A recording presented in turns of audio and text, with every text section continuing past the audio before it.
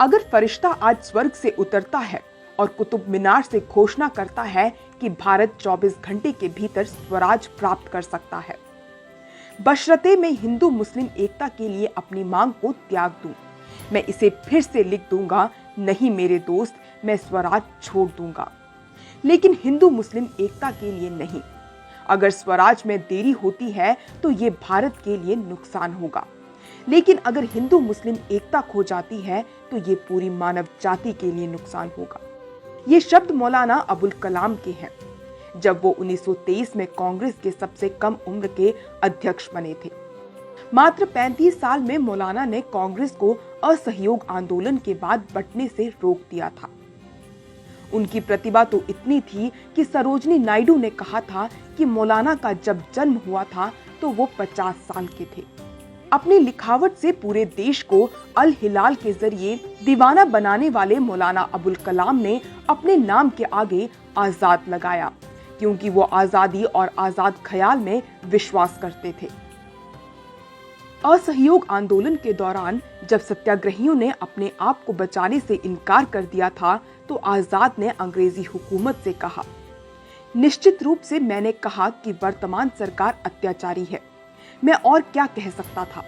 अगर मुझे यकीन है कि ये सरकार बुरी है तो मैं इसके लंबे जीवन के लिए प्रार्थना नहीं कर सकता। बंधन में रहने वालों के लिए जो भी आकर्षक चीजें की जा सकती हैं, गुलामी सबके बाद है।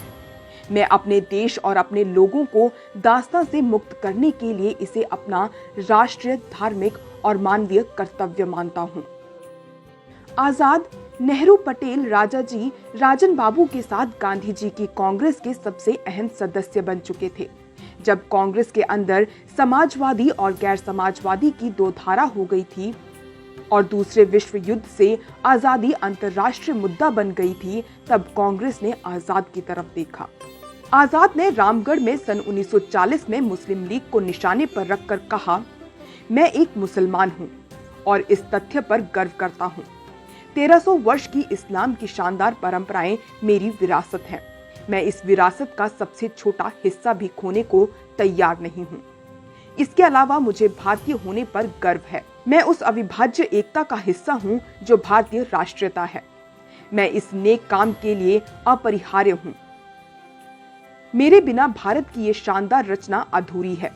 मैं एक आवश्यक तत्व हूँ जो भारत के निर्माण के लिए गया है। मैं इस दावे को कभी भी सरेंडर नहीं कर सकता। जब देश आजाद हुआ तो आजाद, नेहरू, पटेल और डॉक्टर अंबेडकर के साथ मिलकर देश संवारने में लग गए। आजाद भारत के पहले शिक्षा मंत्री बने और कई संस्थानों जैसे IIT, UGC, IISc, संगीत नाटक अकेडमी, ललित कला केंद्र, साहित्य academy, Indian institute of science की नींव डाली। हम इस देश के महान नेता को नमन करते हैं। जय हिंद।